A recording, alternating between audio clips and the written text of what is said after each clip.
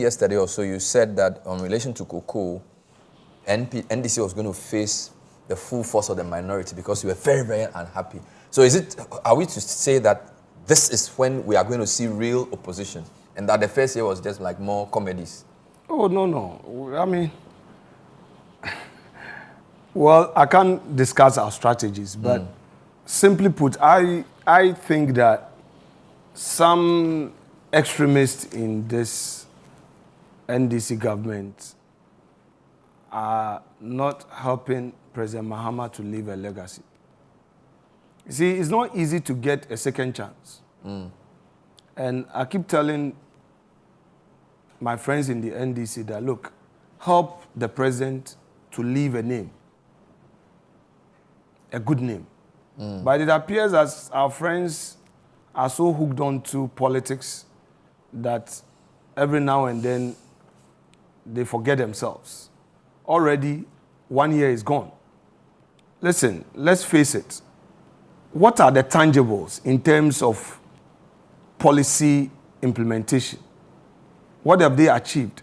They said they were going to do women banking so that there will be banks in various districts to help women get loans to do business. They said this. Year 1, 0. Year 2, the money that they provided for in the budget can only be an amount to meet the minimum requirement to set up a bank. So what will become the working capital? And what budget have they made for the infrastructure in the various regions and districts? So it's been 0. You could see that there was no well thought through plan on that score. Let's come to this so-called 24-hour economy. I think they themselves understood it more as a campaign slogan than a policy. From all that is happening, I saw the bill. They brought a bill and passed it that they were creating a 24-hour economy authority. Another bureaucracy? I'm sorry. But is the bill not a first step towards implementing the policy? No, it is not. Why not? You don't need it. What do you need a bill for? You see, if you... To ground in law the policy. No. And give the office some teeth to bite to do the work. You don't need it. You don't need it. And I'll explain to you why.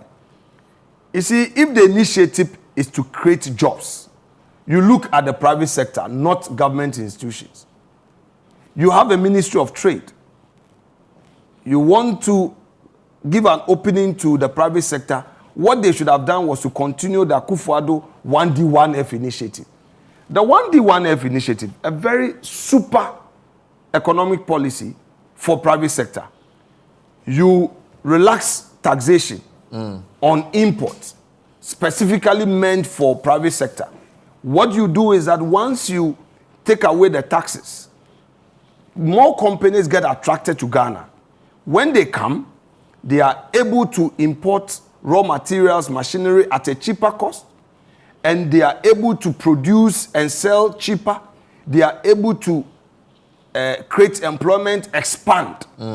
I think that they could have looked at the 1D1F, review it in areas that they thought were the weaknesses in the policy, and continue the rolling out.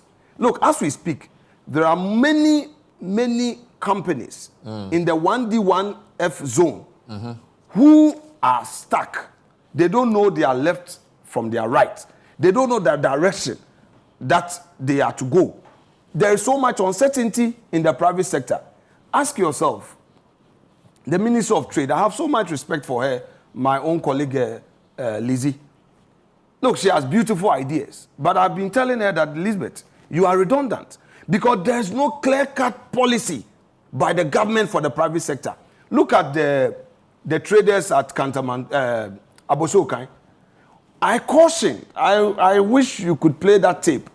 Last week, I heard them crying that the tax imposition is so high. When government came and they said they were introducing a flat VAT, I cautioned.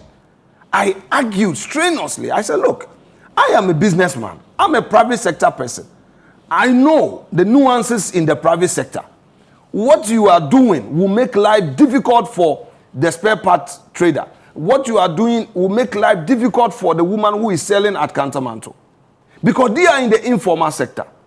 If you now expand the base, and now you say that you've introduced a flat system, and then you peg it at a certain percentage, you're creating more problems for them. They didn't listen. They continued. Now they have the new VAT, and then they are crying in the market.